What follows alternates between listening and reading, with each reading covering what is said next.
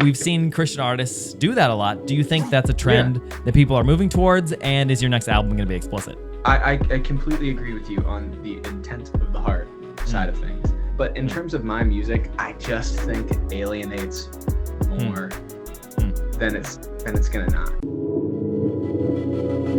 What's up, everybody? Welcome back to the Things You Don't Hear in Church podcast. My name is Ethan. And my name is Derry. And guys, as always, we're on every social media platform. We're severely addicted. And you can be too, if you want to be. You can join us on TikTok, Instagram, YouTube. We're on all of those platforms with extra content that you're not seeing here. Whether you're watching us on Spotify, or you're watching on YouTube, or you're listening somewhere else, thank you for coming. And listen, we're not like those other podcasts that make you pay to get extra content. We put it all out there for free. But if you want to support our Patreon, you can. Please do. We would like to have some funds. Also, shout out to Magic Mind for sponsoring this podcast. And with that, let's get into it. We have a great show for you guys. I like to say that because every week is a great show. It's fun. We like you. You like us. That's why you keep listening. At least I assume, unless you're waiting for us for a slip up and call us heretics. That'd be fair. You can do that. That's what I'm doing. But today we have on a returning guest who came on about a year ago, maybe a little bit over a year ago, who's someone that Darren and I really appreciate, not only in conversation and friendship, but also as professionally in their musical ability and their talent and their job. And so without further ado, we'll bring on Gable Price. Welcome to the show. I wish I had a little applause button. I'm like, woo. Just a bam, bam, bam, bam. Yeah. What's up, guys? Explosions. It's good to be back, and congratulations on the sponsors. Thank you. It's it's lonely at the top, fellas. You would know. Also, you would know. I have no idea. No sponsors here. But a question for you. You said watch on Spotify. Can you watch podcasts on Spotify now? Yeah. That's amazing. Ever since Joe Rogan joined Spotify, Joe was like, people have to be able to watch it. He's Trump now. He's doing the hand things. He's like, Joe, people have to be able to watch it. And so they just like made all of them watchable. So it's like YouTube now. Yeah. Kind of. It's great. Incredible. It's really nice Cool. for Now, uploading. hopefully they give purposes. you guys some money for, us talking about this for. That Spotify has been paying how us you can since the watch beginning, actually. Yeah, That's Spotify's been day our only one. sponsor. They always be hooking it up. Yeah. Spotify's There we really good. go. Yeah. Okay, so our first question is, what are your thoughts on Israel-Palestine? Can you give us a detailed overview and then your opinion? Oh man. I'm just kidding. We don't actually have to go into that. No, we shouldn't actually. We're gonna make everyone. We have a whole mad. other episode planned, so please don't go into it. This As a joke. Part 2. Yeah, This is Part part 2. two. My Gable Price's well-educated thoughts on everything. So-called Christian artist won't talk about touchy issues that he knows a lot about. refuses to use his platform to speak out. Sings loudly and then is quiet all the other time. Influential Christian artist silent in the face of controversy. Exposed. You just Exposed. change it to influential Christian artist, more like influential Christian coward. That's awesome. Influencer turned coward. Gable Yeah. Price. Exposed Gable again. Price and false news. Nice. His thoughts There we on go. Israel-Palestine. Wow.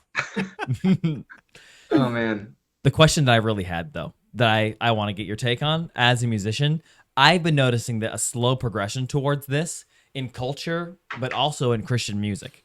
And that's with the use of language in songs. And when I say language, I mean like, bad language, The bad words. swearing, whatever you want to say about it. It seems to me that this is ramping up very quickly. It used to just be like King's Kaleidoscope and like Judah, right? They had a couple like bad words in some of their songs, just for like Christian music. But in the last 2 or 3 years, at least in the rappers that I follow that are Christian and some other people, and some metal bands actually too, people have started swearing a little more in their songs. Not just like, damn or something, because apparently that's not a swear word anymore. Man.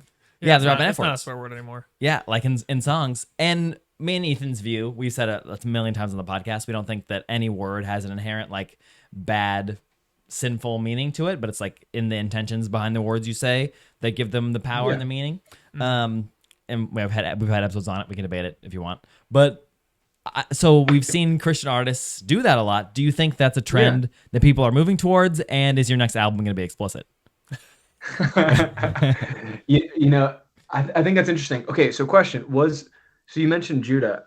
I thought it was just his song that he just released, or did he have prior songs Yeah, as it was well? from back in like 2015 or something like that. It was a Oh, while ago. okay, gotcha.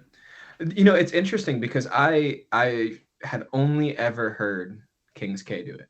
Mm. And I had he uses it in a great way. Such a good way. Yeah. Like prayer, and he Yeah. says the pain is now the lyrics will say vicious, violent. We know it's Wait, not. really? Yeah, I Well, listened because yeah. I was like, this says the F word, right? And then it says vicious. I listened to a lot trying to hear the word vicious. I was like, I don't know. We're getting I don't that. think that's Yeah. in there. Oh yeah. But it's We, such a beautiful we way to went use on- it. Yeah, we went on tour with King's Kaleidoscope last year just for, I mean, it was supposed to be 6 shows, so I wouldn't call 6 shows a tour, but it ended up being 4 because our van broke down, and Dang. then someone in the King's geez. crew. You're not a band if got pretty if your sick. band doesn't break down at some point, right? Yeah, man, I know, but it was so funny to see, especially in the, like, when we hit the Midwest, like when he would drop it, you know, it'd be fine, you know, the room would kind of stay in it. But It was okay in the when we played Midwest. yeah, but when we played Charlotte and Atlanta, Oh no. I was out by our yeah. merch table, and I watched like probably 50 to 100 people leave in Atlanta. Whoa! Yeah, and they all had the same haircut, bro. No. No, that's hilarious. Amazing. You know, Did you guys I go don't on know if after it's a them or trend. before? We went on before. We were the Oh, good. opener. Okay, yeah. Yeah. So you're yeah, okay. yeah. You're not gonna follow it. No. So it's interesting because I completely agree with you on the intent of the heart side of things. My favorite band right now is a band called Gang of Youths, and they're phenomenal. But it's you know, common language. They're based out of London, and I went and I saw Marcus Mumford on tour right after our tour with John Mark last year in Seattle, and he's talking about how someone's grandma's there. He's like, how effing sick is that? And he's like, Grandma, I'm so sorry. I'm British. It means something different here. Wow. And no, I mean, so like my favorite band is Gang of Youths, and they are very explicit in language, but it really is like the heart behind it is just really, I don't know, it packs a punch. But Yeah. if you're asking if we're gonna say it, no, I just don't. Personally, for myself, like I'm not going to judge other people for saying it, but in terms of my music, I just think it alienates more than it's gonna not, you know? Yeah. You know, because it's not like someone is gonna be looking for a band and they're like, oh, this band cussed once. Like this is sick. But there are gonna be a lot of fans, especially just knowing the fan base our band started with. It is gonna be pretty offensive to them if if I was to start cursing in songs, Right. and stuff like that. It was just a conversation when we were recording in the Switchfoot studios. I was just asking them, I'm like, I've noticed you guys have never done it. You know, is there a reason, you know, because I feel the same. And they're just like, you just don't see an upside. Yeah. You know, there's just not an upside to using a, profanity in a song. Right. Especially when you start with a Christian audience, which is similar to, the Switchfoot or Reliant K, stuff like that. You're just doing more harm than good. Yeah, Now, did the people Reliant who K have ever done do it, that? yeah, I don't think so. I don't think so. Yeah. I mean, towards the end of their albums, there was just like, it was just more stuff about like girls and stuff like that. Yeah, and they then went people downhill were in a different way. Yeah, people were kind of up in arms about that. I'm in the rare boat where I feel like their most recent record, Air for Free, is the best album so they ever good. put out. It's so good. It's the best album. It's so good. It is. I like it's it a lot. spectacular. I don't know if I'd say it's the best, but I like it a lot. Yeah, and even Collapsible Lung has grown on me, but it was kind of a shock because I was like, oh man, this, especially like Part-Time Lover, I was like, this feels like a pop song. I'm just not used to Reliant K putting out pop songs. Right. But it grew on me, and once I kind of got out of my mind of like, it was like when Mumford and Sons changed genres. It's like once you get out of your mind, this is that bluegrass band. Like you're like, wow, this is a great record. Sounds like Kings of Leon, you know? Yeah. Stuff like that. But did you like Matt Thiessen's side project at all? Like his solo stuff? Oh, the Earthquakes? Yeah. I didn't listen much. There was that one song. What was it? Was it Rabbit something? Is that what it was? I'm not sure. But I like his solo album almost as much as the latest of like 3 or 4 years ago. Reliant K album. Wow. They're both really Yeah. good, and they're similar in vibe, but obviously one is more mellow. Yeah. Okay, I can't find it, but it could have been Wind Up Bird or Forest. I don't know. Yeah. Forest is really good. I did I like really, Forest. Yeah, I really enjoyed it. I just think he's a spectacular writer. Yeah. You know? Yeah. And I think if someone's a great songwriter and their usage of the language packs a punch, like as opposed, like I feel like it's like, hey, can't get mad at that. But if it's like, if you don't have anything else to say and you're just saying it, I'm like, if it's lazy, as a songwriter, it feels like low hanging fruit. You know? Yeah. Right. It's Yeah. like when Lil Wayne raps with the N word in between every lyric. Mm. You're like, come on, man, we get it. Like a couple It's of like- Find something else that rhymes. Yeah. I'm not gonna do that. But anyways, You know, good call. Yeah. I just think it's interesting. this is the things you don't hear in church podcasts. So Oh my just goodness. lost like 90% of the audience. It seems like it definitely is up to the genre a little bit, in my opinion, because I know a lot of Christian rappers that say the N word and have other like, They're not white. yeah, they're not white, yeah, different kind of Christian, and have like other swear words in their songs, and it seems like their audience doesn't care or likes it. You know what I mean?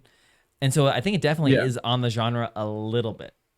And Yeah. I would say it also depends on who you are in that sense too.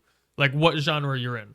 You know, like if a rapper does it, I'm kind of like, yep, I have no problem with that. Like the hip hop audience generally will relate to that in a sense that is like probably beneficial. When King's Kaleidoscope did it, I'm like, I'm not surprised based on all the other music he's written. It's very it's very emotion driven and very like, I love it in a sense where I'm like, I empathize with a lot of the things that he talks about where I'm like, man, this is so good. It was kind of like, came as no surprise when it actually happened that he swore, because I was like, I mean, if you listen to his music, he talks about some of church hurt or struggling in the Christian faith and all this stuff. And so I was like, yeah, that makes sense. Yeah. Yeah.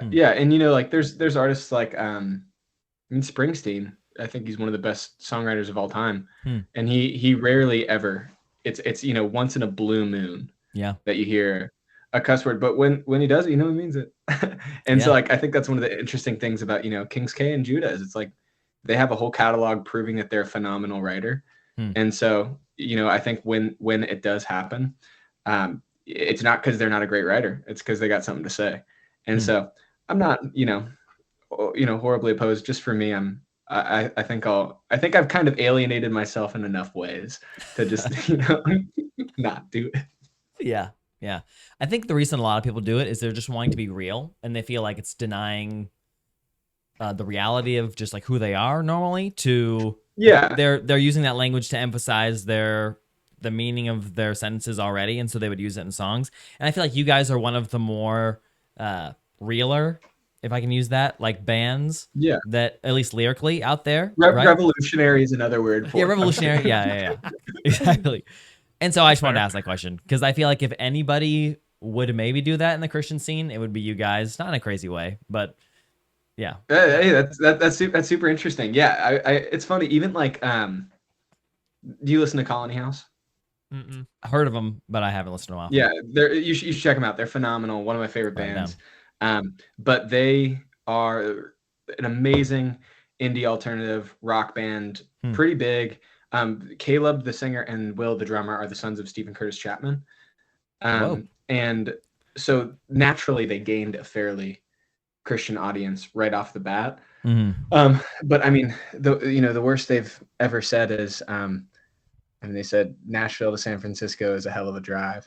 And they were like, we were even getting like rude messages from That's that. crazy. I also think like hell's not that bad of a word. Like dropping a what the hell every now and then. I'm like, who cares, guys? Like it's also evolved to be that. Like in the last 5 years, like damn and hell and I think like ass is getting there too, like are not really bad words anymore. Yeah, no one cares. I mean, I think it's because everyone's watching what's the show? It's not Severance. It's gosh, what is it? Severance. I want to watch that. It's like the biggest show right now. Succession. It broke the record. And by far, it's like, you know, time and a half the most cuss words used per episode of any show ever. Wow. Whoa. Time and a half. Yeah. Those writers were intentional. They're trying to make a record. They were trying to like, how many words can we get in here? They were like, gotta be the Yeah, That's awesome. yeah. So what we're Yeah. talking about is like, cuss words and the placement of cuss words in music and how that relates and how it's not almost like a desert maybe 10 years ago and now it's coming in every now and then. How more people are doing it. What people don't do enough is try this product that we love called Magic Mind. That we're also sponsored by. Which is great. They're really helpful. They helped us lock in and focus on the work we need to do when I'm tired and I feel I'm about to have a caffeine crash because the adenosine receptors have been filled with a bunch of adenosine. Big words. There you go, Andrew Huberman. Thank you for that one. And you need an extra pick me up, or you want to get to work and you got an interview or something, or you really want to impress your boss, or maybe you're going on a date and you really want to impress your date. Whoa. Take some Magic Mind. It helps you lock in and focus. It's got a bunch of good stuff for you guys. It's got like cordyceps, lion's mane, ashwagandha, neuroptics, All that good stuff. all this good plant-based science stuff. And if you know, yeah. The audience couldn't hear that, but Gable said these are not made up words, which he's right. At least as far as I'm concerned, they're not made up words. But we've been we really enjoyed their product, and this green drink's not like other green drinks. It tastes delicious. It does taste really It good. is phenomenal, and I have found myself wanting it ever since I ran out, so I need to get a little bit more. And you guys can get some if you go to www.magicmind.com/TYDHC. Use the discount code TYDHC20 and get 56%. Actually, now by the time this aired, the 10 days is up. If you didn't get it, you missed out. Yeah. But you can get up for 20% off, and the description will be, or the link will be in the description below. There we so go. with that, let's get back to it. Yeah. I have a follow-up question to what we were just talking about a little bit. As music has evolved and is, I guess, always evolving, right? Not about swear words, but there are a lot of Christian like worship artists now that are kind of transitioning to solo careers, or not even solo careers, but just like changing their style, right? Like the Corey Asbury kind of controversy that everyone's like freaking out about. Like, How is that a controversy? yeah, how's the controversy? It's a country what's album. the controversy there? I feel out of the loop. What is it? I think people are just mad it's not a worship album. Yeah, Like- people. Yeah, It's a really good album. It's like more of maybe folk country, Christian based, very good lyrics about God, and like really, I was really encouraged by it. Just not worship.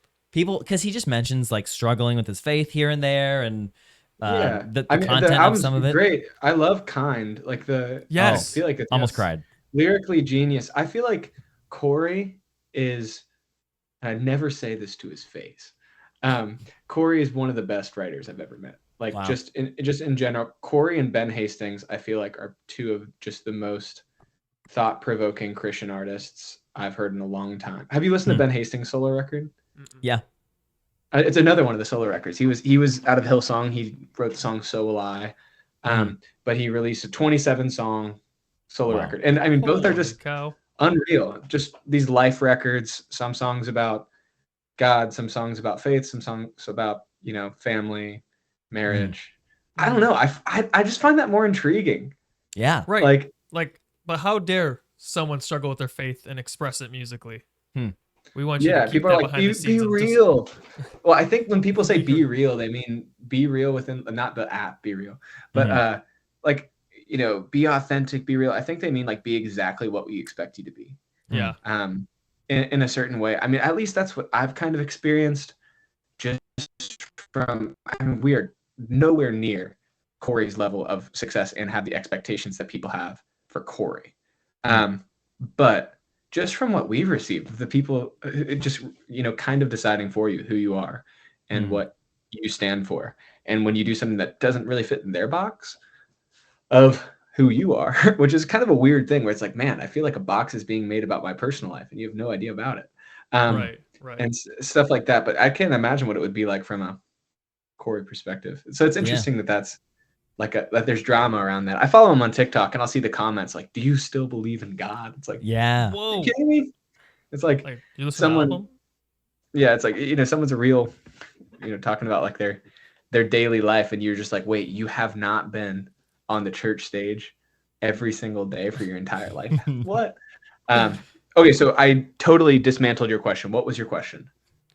That was mostly it, right? Like so many artists are transitioning out of like just doing genuinely worship music, right? Strictly like Yeah. that genre, and into something more, I think what they're calling like real. And I always wonder what's the purpose, what's leading people towards that, because a lot of Yeah. people accuse them of just wanting more money, right? And there's like Mhm. they're doing it on their own. They want to sell out or cater, as that's what a lot of people say. I see it as just being Yeah. more authentic and more genuine. People, I think, are just tired of the same worship formula over and over.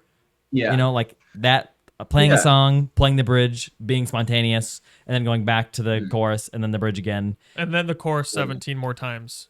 People are just Yeah. kind of tired of it, I think. And artists are tired of making that kind of music, and they want to be more real and authentic. And I think that music genuinely brings people closer to God, sometimes more than this or that worship song does. Yeah, well, no, I mean that's a great question and definitely something I've thought about a lot. Um, I mean, okay, so I think before I say this, this is not directed towards anyone or any one movement in particular, um, but it's a really interesting thing because I think especially in the worship movement, Hmm. um, there's a lot of worship leaders, but there's a lot of artists too. Mm. And some of the worship leaders are artists, like these people who are driven for the art of doing the thing. And there's just some people who just love leading worship, Hmm. which is amazing. Some people who just kind of like burn for the local church are, like that's like the desire is to release an album for the church. But then there's these people who are um, great worship leaders, but also are wired like an artist. They want to do something creative. They want to plan an album. They Hmm. want to do this. And so I think the reason why there's so many solo albums is because if you think about a comp album, like a compilation album of Hillsong, Bethel Music, Mhm. Elevation, each of which would have, or Maverick City, each of which have 6 to 8, sometimes 10 different artists singing Hmm. on it. Yeah. And so if you're one of those artists, you're getting one song, 2 songs on the album that releases every 1 year, every 2 years. Hmm. And so if you're a worship leader and your call is to lead to the local church, which is amazing and beautiful, you know, 2 songs on an album is great. It's like, hey, these 2 worship songs I really believe in are getting out there. But if you're called to be an artist and keep releasing music, man, that would just feel kind of like, wait, so I write songs for 2 years to have 2 of them released, Hmm. and they're like 16th on an album, Hmm. you know? Um, Mm-hmm. I really do think the big change for everything. I think Brandon Lake changed everything. Like Hmm. I really do, because Brandon Lake was with 3 different movements. He was with Bethel Music, he was with Elevation, he was with Maverick City. Huh. Each of which, like, he would get like a song on an album, 2 songs on an album, 3 songs on an album, and then on his own, he's doing rooms the same size, and Hmm. he's releasing albums that are now beating those movements albums Hmm. for like I think it's really interesting because I think a lot of the people who are really, I don't think it has anything to do with money. I think it just has to do with like people who are wired like an artist. Like, I mean, especially for me, I was a writer with Bethel Music for about a year, Hmm. um, and I only did 1 song. But like even then, it was kind of bringing up the thought process of this or Gable Price and Friends. Hmm. No one Yeah. was asking for me to decide, but just thinking about it, and I'm like, man, one, there's a lot of people who are a lot better worship leaders who are actually called to this than Hmm. me, and who I believe in more than I believe in songs for the global church. So Hmm. there's one side of things, but also the other side of things of like, I've written 40 songs this year, and 2 of them are congregational. If the 2 Hmm. songs like, it just kind of feels like, for a lot of these artists, the Ben Hastings, even Brooke releasing 7 and 8 in the last 2 years, of like, Hmm. Taya's released a record, Brandon Lake, Mac Brock years ago went and did his Hmm. solo album, all the Jesus Culture people. Like, it's just kind of like, man, I got a lot more songs than 2 every couple years, Yeah. and probably just wanting to be on your own timeline too, Hmm. you know? Hmm. Does that make sense? Yeah, absolutely. Yeah, That's a great answer, I think. I think like I think just like the timeline of like, you're writing for a specific subject that movements have. And I think some people like, you gotta, at one point you gotta roll the dice on yourself and let it be about you in a certain way. Yeah. um Yeah. and so, but I really do think, like, even just seeing Brandon, it's been like crazy, because it was like, he was doing the Bethel records, and then he had Graves to Gardens, and then he had the Maverick City songs, and then it was like, I'm gonna go do my own thing. And it's like, oh no, I wonder how this is gonna go. It's like, wait, didn't you just play that room with this other movement, and you were just one of the leaders on the stage, and now you sold it out yourself? I'm like, that's pretty cool and inspiring. But I am loving the albums that are coming out of that. Yeah. Yeah, and I think when we talk about artists wanting to be real, we're talking about the idea that like you said, they're creatives and they want to be authentic. And I think what is helpful about the authenticity in these albums is that we get to see this, like, the reality of their life as a worship leader. So many times worship leaders and pastors and people in ministry get propped up as this like perfect avatar who doesn't sin, and they're perfectly in tune with the Spirit, and it's this person to aspire to be like, when in reality, like, you could say, like, yeah, follow them as they follow Jesus, kind of how Paul said, follow me as I follow Jesus. People can be good examples of what it means to be Jesus, but that doesn't make them any less like immune to the realities of life and the hardships of life and the doubts that maybe Christians struggle with. For sure. And especially if they're a musician and they're wired to process what they're experiencing, and then they're able to, like, process it through music, but then able to craft it in a way that's communicable to everybody else and relatable to everybody else. That not only, okay, you went through the struggle and you expressed it between you and the Lord in a beautiful sense, but now you're exporting it to the public and helping so many people also medicate their doubt and find like a sense of empathy, of like companionship with this music.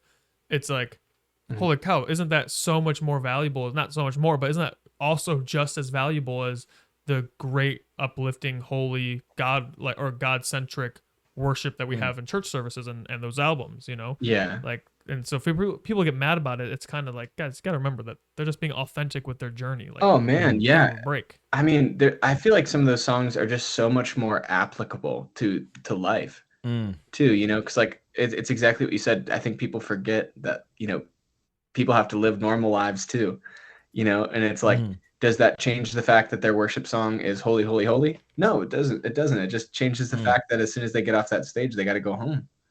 And sometimes you need to sing "Hold Me Steady." Yeah, exactly. And talk about how you made the courts feel like a courtyard, but I forget the rest of that lyric. Courts feel like a courtroom. Yeah. But the judge is throwing out my case, dude.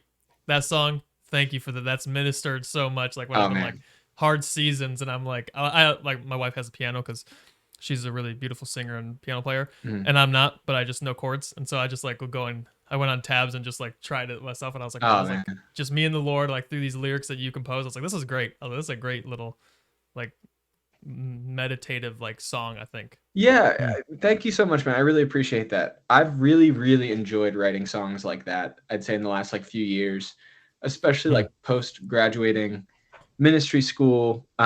Obviously, like the Consequence of Being Alive, and even if I'm being honest, are much more life songs, and living a Christian life and still following God and singing to Him in some of them. Whereas Fraction Heart had a lot more direct to God, borderline like worship songs.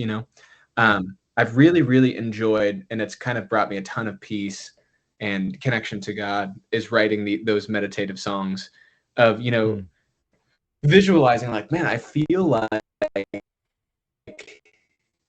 like you went to go get us a cup of tea, and I snuck out your window, and I caught my pant leg on the windowsill, and now I'm 3 flights down the fire escape, just barely hanging on, kind of thing. Yeah. Just like trying to create visuals to what it feels like to follow on a daily basis. And I'm glad to hear that it's resonating. I think sometimes I get overwhelmed by sometimes it feels like if we're not releasing fully life songs or fully worship songs, that they kind of go missed. So like those Hold Me Steadies, or even Repentance before Corey sang on it, of like those songs where I'm like, man, those are the most important ones to me. I have a new song I've been writing called Elementary Efforts, which feels like a really a really special in a similar vein Hmm. song where I'm just like, man, I can just kind of sit with my guitar and play it. Also, we were in New York City last week and or 2 weeks ago, I can't remember, but we're walking past all the old buildings. Every time I see a fire escape, I think of the song, or one of my friends would start singing, "Snuck out the window and fell down your fire escape," and Yeah. it's just, I don't know, it just feels like so I don't know if it's making any sense, but it's always just felt like one of those songs that can be just so much more applicable Mm-hmm. to just kind of fumbling through life, which I think we all are in a Yeah. certain way. Yeah. And also on the album, I felt I felt seen when I heard you sing, "I'm getting stressed out over my hairline that's receding because I'm stressed out all the time." It's going back, I was man. like, It's hey going man, back. I was like 19 years old when it went. I was like, I was like, this My song for condolences, bald brother.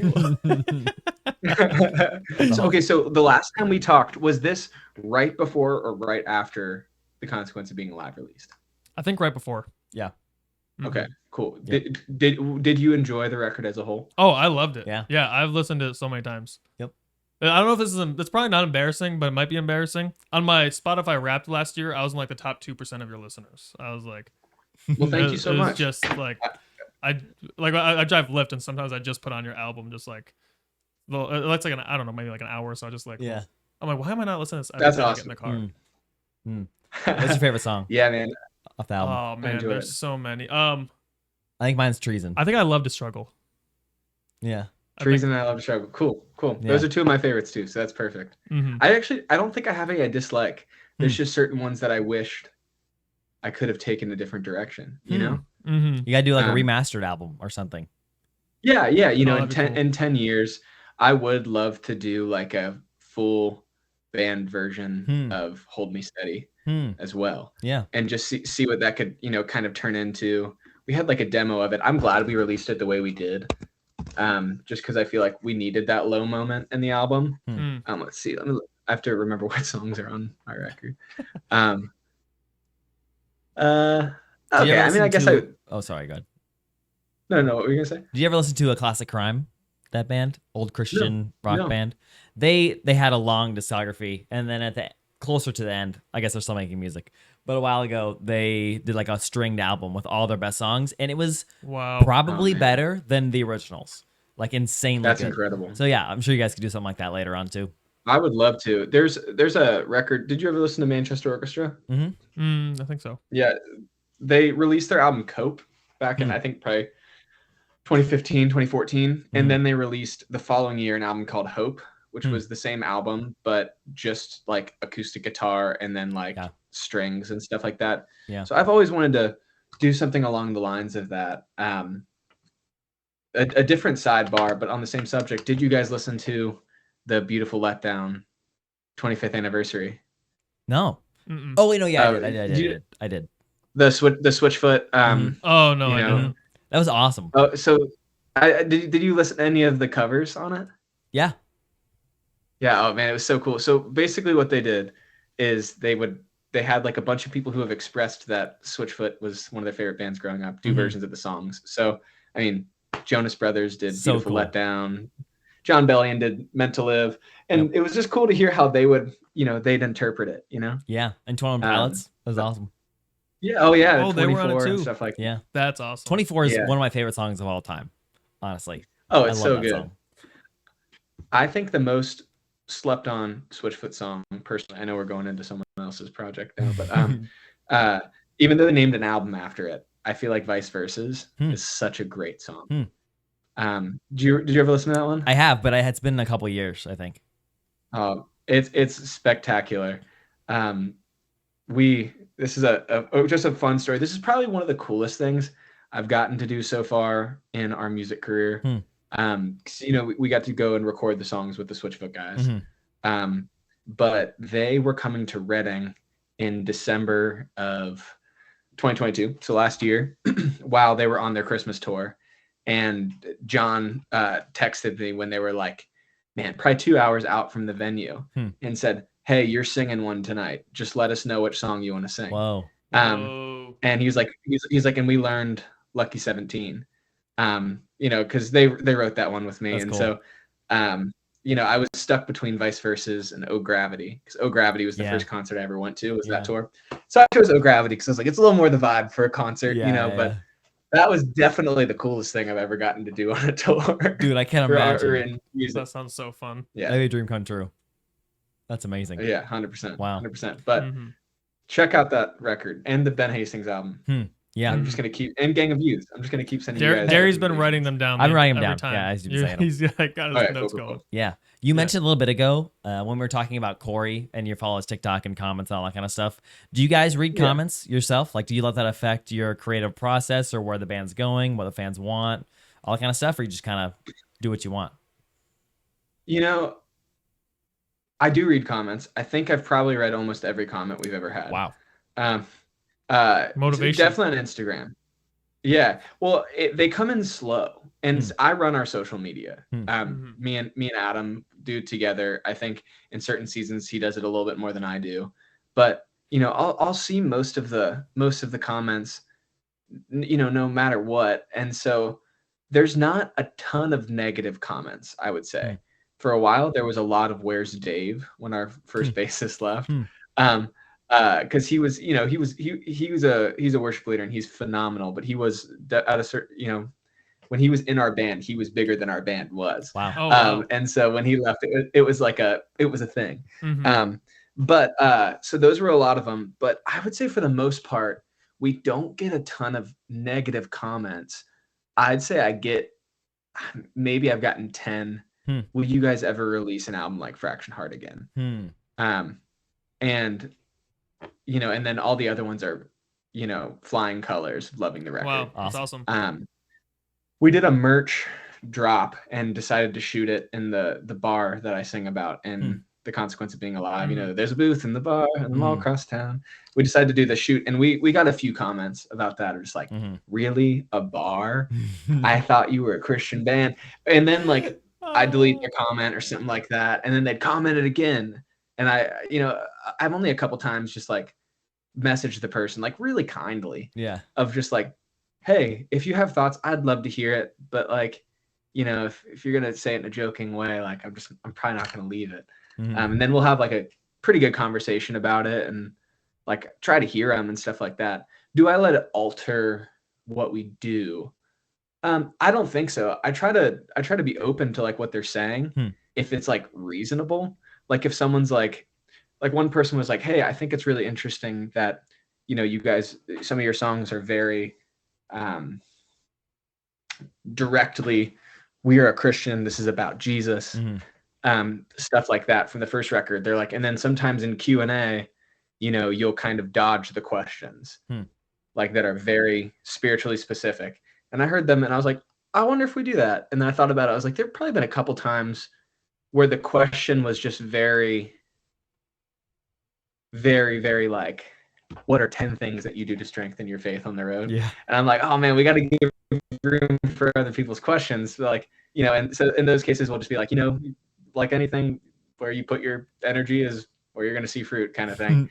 And so, but I'm probably, just because I'm I can't answer 10. Give you 10 things that do that strengthen my faith. I think I'm You're you do 10 things? 2 or 3. I do. Yeah, pray and read the Bible. Did you do 10 things? Yeah. And so it's it's just so I think I try to be teachable. If someone is genuinely hey, I wanted to let you know I'm a little concerned about this. Do I have validity in this? I'll hear them. But if someone's you don't do this, I'll be hey, you have no idea who I am and what I do. If you've been to one show, that means you've been to one of the 50 shows we played this year, and I might have answered it differently the next night. And so and so with those things, it's just shut it down a little bit quick, but try to get people worth. I can imagine it takes a little bit of energy and I don't know, a bit of bravery or guts to reach out to someone like that and call out a band you like. Or also I bet they feel pretty probably nervous when they see the DM. It says Gable Price. You're oh my gosh. I know. Yeah. Just DM me. But I like to think I'm a really I'm a nice guy, and I think sometimes I can maybe be like, I can take what they say too much to heart and I start to spiral a little bit. And then I'm just like, oh man, I need to remember that I know who I am. I know my intentions are good. I said Jesus more in the Consequence of Being Alive record than everything we've released prior combined. Yeah. You know, stuff like that. It just is a different form, and it's exactly what I'm feeling at the moment. Yeah. You know? Yeah. That's what I appreciate. I know, like, whenever you guys release an album, it's going to be something that's genuine and authentic. And I also think it's probably helpful for you guys that you didn't start off like, we're a worship band, and then go that route, kind of like other like people like Corey we talked about has, because he's facing the backlash. Yeah. Like, where's the worship album? It's like, people, we don't have that expectation of Gable Price and Friends. It's like, oh, we know we're going to get. And then if there's a worship song in there, it's like a little bonus. It's like, oh, wow. Okay, cool. Yeah. Yeah. It's like when John Mark released King of My Heart after. Yeah. You know, a couple records, you know? Right. Yeah, absolutely. But can you give us at all a snapshot? Maybe you can't, but could you possibly give us an idea of where the band is going, the kind of music you want to release, what a new album will look like a little bit? Don't know if you're working on that. Yeah. But And then get your guitar right now and play. yeah, then give us a sneak unreleased peek on the album. guitar of a song. dude, I mean, I can think if I have any that I could play. Oh, that'd be really It's cool. okay, it's okay. If you want to, that'd be really cool. I'll think if there's any of No them pressure if you that I don't. can think of off my head. But okay, so I'm still in the decision making phase right now. I'm trying to just write a ton. We had a lot of touring this year, the most we ever had, and it was a very condensed amount of time. And so once we got off the road, it was like, hey, I'm writing through the end of the year. We're moving to Southern California in January. Where? And so LA. Yeah, we're gonna be in LA. Nice. Which is gonna be really cool. My brother lives there, and we have some Aaron Broman, who's helped with all of our records thus far, lives there, and so it's gonna be a cool space. I grew up around the area. My It'll be wife and nice. I. Yeah. Oh, really? What part? Ventura. It's like an hour away. Oh, sweet. Yeah. No, I do. LA is an hour from LA. Yeah, it is. You know, It literally is. but LA is 4 hours from we're LA gonna. most of the time. Yeah, exactly. We're gonna be like, we'll be like near Crypto Arena. Cool. So like downtown. So you know like that string of tents. Yeah. You know, on Skid Row. Yeah, We're right by gonna be the third on the left. Just kidding. No. So we're still in the deciding phase of, are we doing an EP? Are we doing an album? Are we releasing singles? Of just figuring, like, I'm just trying to get the songs that I really, really believe in.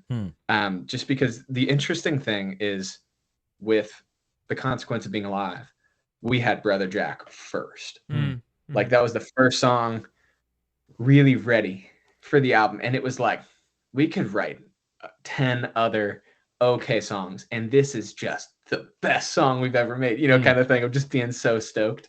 And so with this one, we have a lot of really, really good songs, but I think I'm still waiting to find the song. Yeah, you know, makes sense. The one where I'm like, this one is Brother Jack, or I Don't Want to Live Like This level, Awestruck Revival level. Like the three of like, these are bangers, and I want to base a record around these songs. Right. And so a lot of great song threes, a lot of great song fives, still waiting for song one on the record, if we're going to do that. But I don't know. We're still deciding sonically. Now I will say, I definitely want to take a more raw approach musically.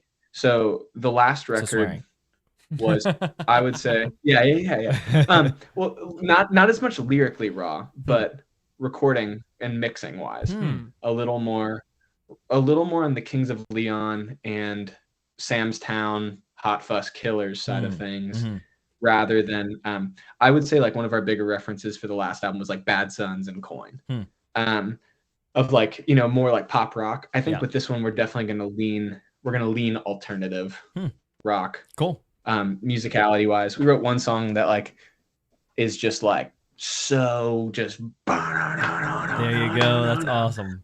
Can't wait. You know, The Consequence of Being Alive is, I think, the best body of work I've made, but it did lack that one just balls to the walls rock song, like dark sounding. Like Awestruck had some darkness to it, and Not Safe did. And so it's just a matter of I just want one that you can headbang to. Yeah. As opposed to jump to. And so many artists are doing that now. And so we'll love it. yeah, it's gonna be cool. But I have let me look at the songs. I have and see if there's like a general theme I have so far. I love this. Still figuring it out, you know. Do you guys think you're leaning more towards an album or an EP? Do you know? I think we'll do an album probably. But I'm just not sure. Like, it might get to the point where, because I already have, we have 20 songs right now. Wow, that's awesome. And so when you say 20 songs, does that mean recorded and ready to go, or like written out, everything's done, but you still record it? Yeah. Written in a demo. Okay. Written or like an acoustic demo or something like that. Fraction Heart. The Consequence of Being Alive had 35. Wow. We had 35 songs done. We whittled it down to 11. And so now these are like 20 new songs that I feel like could all be album cuts. But I think, I think I want to do, I would love to have like 40 and then decide like an album and an EP or an album, or just like a deluxe edition. We've never done a deluxe edition. Yeah, there you go. And so it's this cool stage where we really could do anything. And there's no tour on the horizon. We just finished it. And so it's just like, man, the world is our oyster. So I'm just writing, I'm trying to write every day. Yeah. Definitely do better some weeks than others. But, just writing with people I really enjoy writing with, or just writing alone a lot of the time too. It's been cool though. Let me see. I don't see a general theme yet. And so I'm trying to figure that out.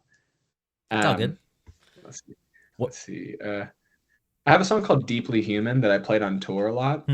That I can totally play for you guys before we're done. Maybe if there's like a chorus or something, we'd love to hear like some part of it. Yeah. I can do anything for you guys. Just let me know. We can always close it off if you like when we're closing it off. I can pick up the guitar and play. Yeah. Or whatever's works best for you guys. What about the one that you were talking about earlier? I can't remember the name of it. You said you just sit and just play it all the time on your own on the guitar. Oh, Elementary Efforts. Yeah. You don't have to at all. I just have a chorus right now. Right now I just have a chorus. Man, I don't even think I have the entire thing, but I'm just trying to write a life song that I feel like can you hear that well? Yeah. So it's, I'll pull it up. A live not live for you guys, but live for us recording, or not a recording, I guess recording of playing of a new song from Gable Price. Yeah. Okay. So we got I'll just do 2 lines of the chorus because I'm still trying to figure out how to end it. But okay. I'm gonna change the key. And whether I sprint or I stumble or I fall down this narrow road, may my elementary effort somehow lead me back to home. And I may break, I may shake, I may take more than I'm owed, but may my elementary effort somehow lead me back to home, save my soul. That's what I got so far. Wow, dude, that was so good. Again, we need an applause button. That was so good. I'm stealing it and releasing it on my own name. Yeah, we're gonna edit this out so there's no intellectual property or evidence. Yeah. No, it's. I mean, the song releases and it's gonna be something completely different. Yeah, right. I'll miss that version if you do that. Yeah, I'm sure I'll have another one on there. That's another cry song. Yeah, but I really like that. I really like the lyrics of trip or stumble or on the way on this narrow road. I was like, oh, that's such a good, because we always think about like walking the narrow road confidently, like without failing, and I like the imagery of stumbling and tripping and falling, or maybe you're staying still for a little bit, but you're still on the narrow road. Yeah. No one says the narrow road doesn't have walls that you can bump into. Yeah. Yeah. So when you're writing, and when you say like elementary efforts, I'm thinking there's a Bible verse where Paul says to put aside these elementary things and move on to other things. Is that does the Bible and like your study or things that like scriptures that you love affect the writing process and what you choose to write and how you go about that? Yeah, definitely. I think depending on the song, sometimes I'm like, I want to write the coolest song ever, and I'm going to say whatever I want to say. And then some of them, I have, some scriptural guidelines of like, man, I felt really touched while reading this. I would love to find a way to put this in a song. So with that one, that wasn't necessarily the backstory to finding it, was the scripture side of it. I'm just kind of thinking, when I say elementary efforts, I'm like, a rock's toss in the right direction, just basically like a human doing the best they know how to. Right. And the most, made my childish, uneducated guesses and, assumptions of what I think the best step to following God will be, what somehow kind of at the end of the road, let there be a porch and a doorstep that I can kind of sit there and knock on, That's awesome. But I have a thing called the lyric dungeon, where I'll have one-liners that I'll put there, and I'll just for when I am writing, I'll be like, okay, this is a good line or a good idea I had, and so that's where I'll usually, if I'm reading a scripture that stands out to me, I'll put it in there. I just put one in there the other day. Let me find it. So it was Genesis 2:8.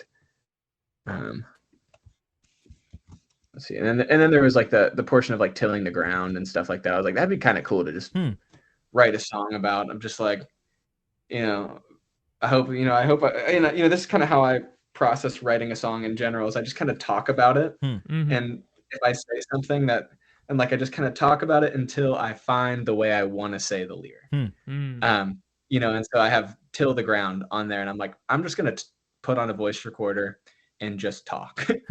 Of maybe I'll hopefully by the time you come back or the time I go home, the land you gave me and the home that I could raise was just my best effort of preparing it for you.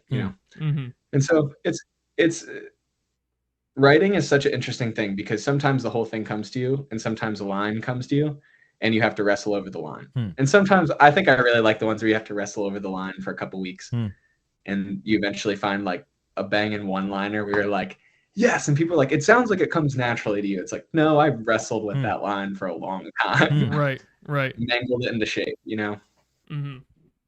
Wow, interesting.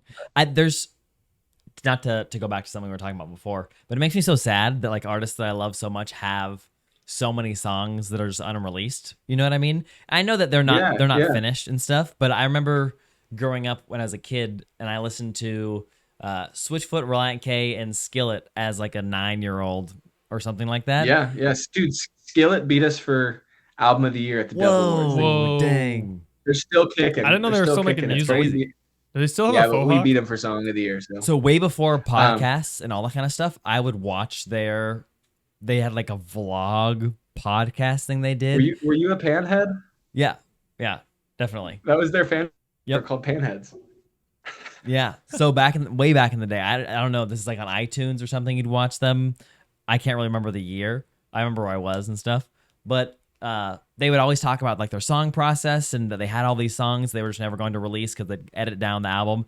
And I remember just thinking, you're telling me you have hundreds of songs yes that I'm never gonna hear?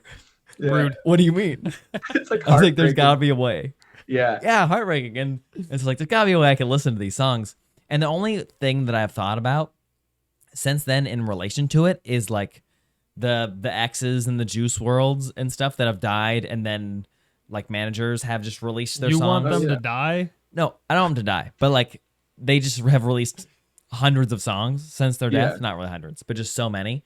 I don't know if there's any good way to go about releasing stuff like that you don't feel like is finished or you don't feel like is perfect. You know what I mean? Feel like the time's passed and it's not the thing you want to say anymore. You know? I had a lot of songs in 2020 that felt prominent at the time. And then now I'm just like, man, it's not what I want to say anymore. Like it was just very like, like very in the "You Are My Country" space of just like very charged, political, nonviolent stuff like that. Where I'm just like, man, like in an election season, like I wanted to release it, but like in, not next year. Yeah. So next year, yeah. I nice.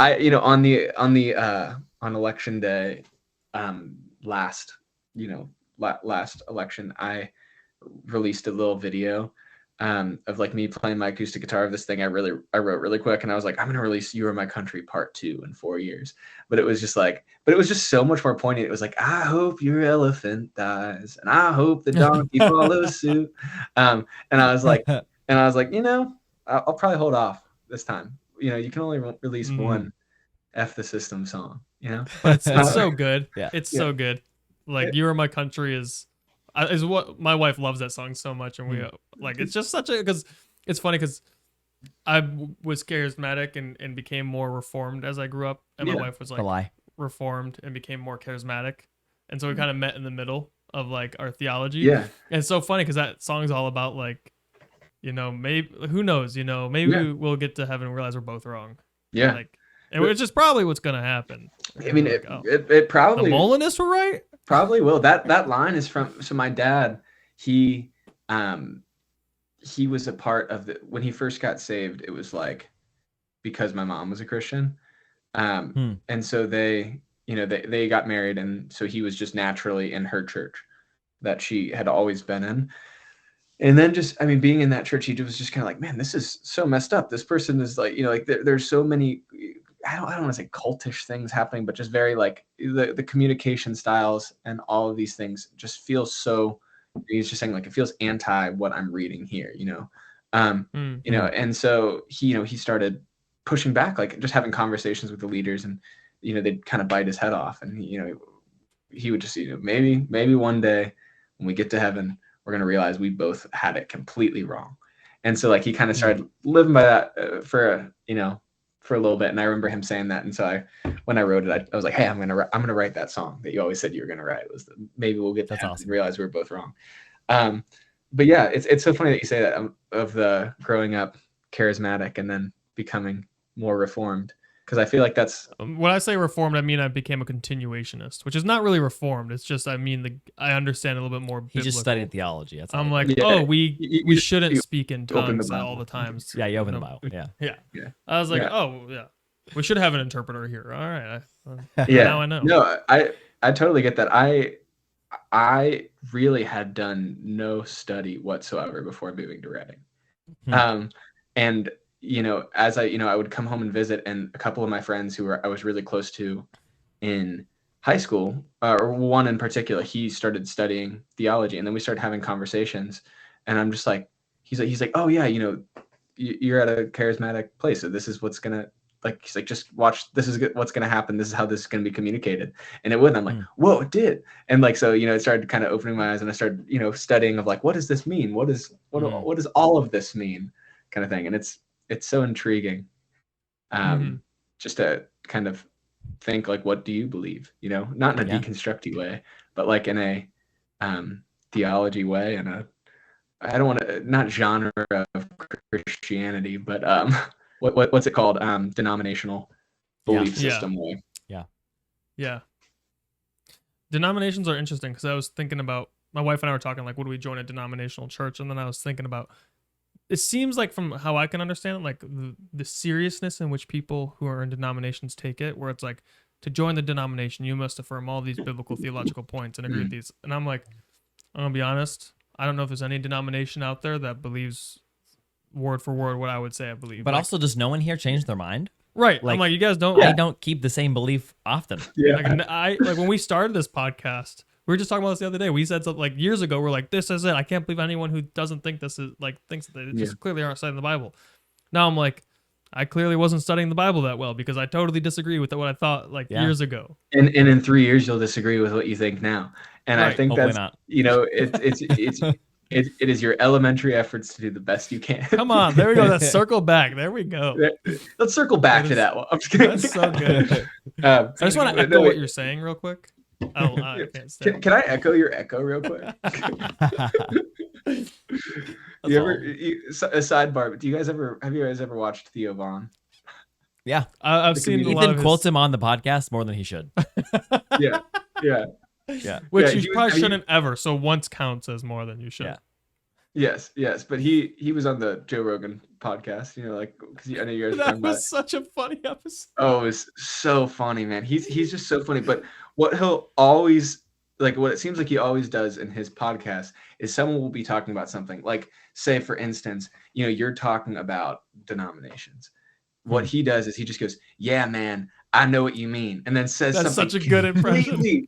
It says something completely different from what the person is like a completely different subject. Like, I mean, for instance, I'm trying to find one that we can say on the podcast that isn't awful. Well, it'd be like, for our example, you could be like, yeah, man, I hear what you're saying about denominations. Like, I can't believe the Catholics think they're Christian with the Mariology they believe. And you're like, what? No. That's not even close to what we're talking about. Well, no, I mean, it's just something completely like it would be something like completely contrary to even belief as a whole. It would be like, yeah, man, I know what you mean. I've never seen someone who drives a Subaru that's cool. Like just like, something like that, which I don't actually believe that, just thinking about that. But, like, that's just kind of his thing. It's like, yeah, man, I know what you mean. Back to my song. That's awesome. You ever see that on the episode where he's like, yes, Joe Rogan. He's like, you ever think the wind's trying to like tell you something and we just forgot how to hear? And it's like dead silent. And Joe's like, no. I never thought about that. I need to watch some more of his clips tonight. You probably don't. Probably don't. We were in Nashville. Yeah, probably need to pray. I'm just kidding. But we were in Nashville a couple weeks ago for the Dove Awards, and we were driving past Zanies, which is like their big comedy club that everyone performs. Yeah. And I need to just think ahead of time and be like, okay, we're going to Nashville in 2 months on this date. I need to check who's at Zanies, because the 2 times I've driven past Zanies, Craig Robinson, who was Daryl in The Office, was performing there. Whoa. And then Theo Vaughn was performing there. Oh. Last time, I'm like, both times they're sold out, and I'm like, man, that's crazy. I need to just think ahead. Oh, jeez. But anyways. Dang. Do you follow Trey Kennedy at all? I do. So my wife and I like him a lot. We watch his stuff, and then we were thinking like, man, I wish he'd go on I wish we like lived in the mainland so we could go to like these tours or all that stuff, because no one comes to Hawaii, and so we're like, once in a blue moon someone comes here. And we were talking about how fun it'd be to go to stand up, and then I was like, well, check his tour dates. Let's just find out. And it just randomly said December 1st, Honolulu, Hawaii. And we're like, buy those tickets right now. That's crazy. So we're like super stoked to do that. Oh my goodness. So that's in a month from today, huh? Yeah. Mm-hmm. Yep. Pretty cool. Man. Tomorrow, I don't think I've ever actually been to a stand-up. Really? But tomorrow, I'm going to see Brett Goldstein, who plays Roy Kent and Ted Lasso. Yeah. Oh, okay. And he's on a tour right now, and he's coming to Sacramento, and so we're driving to Sacramento tomorrow. And it's the first stand-up thing I've ever been to, and I'm so excited, man. Wow. Yeah, I've never been to stand-up either. What? I wonder where this goes. Sorry. You didn't go to the one we had 2 weeks ago? No. Oh, dude, stand-up comedy is probably the best. Well, different from a musical live event, but it's one of the best live things you could possibly go to. It's insane. So you hate church? What? So you hate church? Yeah, it's better than church most of the time. Oh my gosh. Church is a live event, but like a ticketed event. Right. Yeah. Wait, your church is not ticketed? I'm like, you're like, wait, you don't go to that one? I was telling our pastor the other day, I was like, we should, instead of doing tithes and offering, do Patreon memberships, and you get special seats or extra refills on your coffee depending on your membership. And that will be in the the documentary about your church in a few years. Yeah, right. If you're charging money, I mean, they're coming for each of them. There goes any opportunity to be a pastor in the future ever. Just went down the drain with that. Joel Osteen's been doing this for a really long time, and he hasn't been canceled yet. So I don't think he charges for his seats. He does. Really? Yeah. Which ones? Dude, during the hurricane thing that happened, the front seats were like $2,000. What? Like the front row. It was crazy. That's crazy. Yeah. I mean, I think at this point he's probably beyond. I feel like he just is so fully what he is. True. He is what he is, to the point where it's like, no one's getting canceled that is clearly what they are. Yeah. Yeah. It's usually when it's like Joel Osteen's charging for that. He's been charging for stuff. Everyone's like, look, we all know he's weird. If you are still deceived, you might deserve to get your money taken. Oh. I saw a photo of him once that was posted, and it said, "Rest in peace, Kurt Cobain." No. That was so funny. No. That's awesome. Jeez. Yeah. All right. Well, about time for the podcast. So that was thank fun. you. I hope that I gave you guys good. It was great. I hope we talked about quality stuff, not We just did a the events. I had a podcast. great time. Yeah. Yeah. I'm leaving with my head held high. That's all. That's all that matters. Can you stand before God and man and say, I did a good job? Dang. I'm gonna say, hey, I talked about Theo Vaughn and my own music, so I think that's a good. Did you talk about theology? I talked about Theo. I talked about Theo. In I talked Theo, about yeah, yeah. I talked about him. Oh, Yeah. Theo. Oh, you say what theology you talk about? Oh yeah, tons of Theo. You know how it is. Those guys. I'm like, Quoting well, some I Theo. mean, we talked about, he made a joke about Catholics once, Yeah, we're talking about denominations. There We you said go. some risque jokes. Yeah. It was fun. But yeah, feel free to come back on anytime. We always love to have you on. Let's do it. Come do a tour in Honolulu. That would be sweet. No one ever comes place here. That'd be sweet. If you actually did have a concert here, you could probably stay at our campus, to be honest. If you're looking for like a cheap place to stay. Yeah, that'd be sweet. That'd be super sweet. Yeah, we'll make it happen. We're going to Honolulu, brought to you by Magic Mike Water. Magic Mike. The Channing Tatum's water just swings the water bottle in a circle. Magic Mike. It's just his sweat. Yeah, it's just Channing Tatum's sweat is the Magic Mike water. That's so funny. But yeah, So let's do it. And once we're in another album season or we got a plan for the album, I'd love to come back on and we can chat about it. Yeah, that'd be awesome. There we go. All right, everybody. Have a good week. All right, Gable, peace, thanks guys. for coming on. Bye. Shoots.